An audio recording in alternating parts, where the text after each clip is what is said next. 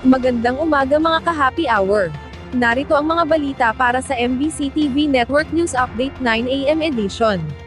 Pulis, inaresto matapos umanong payagan ang bilanggo na makalabas ng detention facility sa Caloocan. Yan ang MBC TV Network News ni Edwin Duque.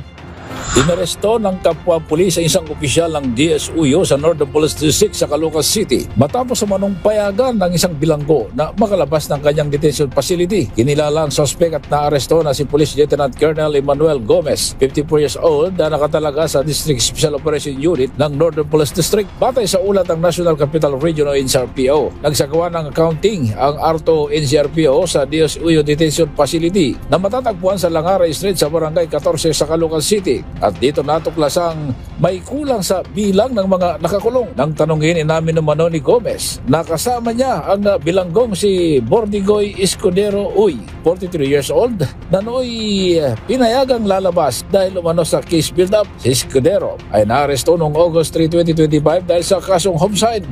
Dahil dito inaresto si Gomez ng mga tauhan ng DIDMD Northern Police District sa pangunguna ni Police Lieutenant Christopher Mamigo at Police Corporal Nicky Christian Biado at kinasuhan ng paglabag sa Article 223 ng Revised Penal Code o convening with consisting to evasion of a service of sentence. Kasalukuyang nasa kustodya ngayon ang ng kapwa-otoridad itong si Gomez at isinilalim na sa inquest proceeding habang inahanda rin ang kasong administratibo laban sa kanya. Para sa MBC-TV Network News, ako si RS23, Edwin Duque, nagulat sa DZRH, una sa Pilipinas, una sa Pilipino.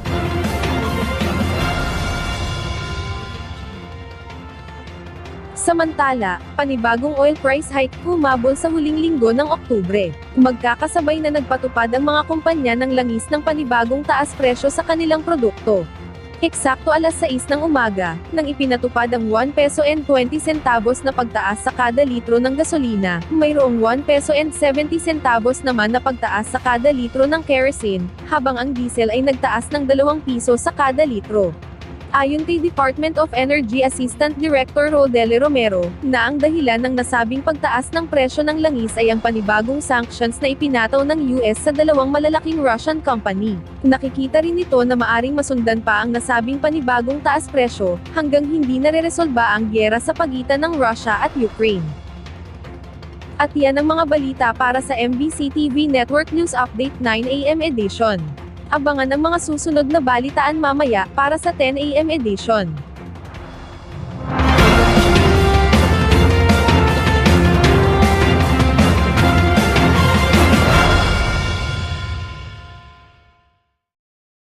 Mga ka-happy hour, kung gusto mong manood ang mga balita sa MBC TV Network News Update, mag-subscribe sa aming YouTube channel, i-like ang aming Facebook page, at i-follow sa aming TikTok account.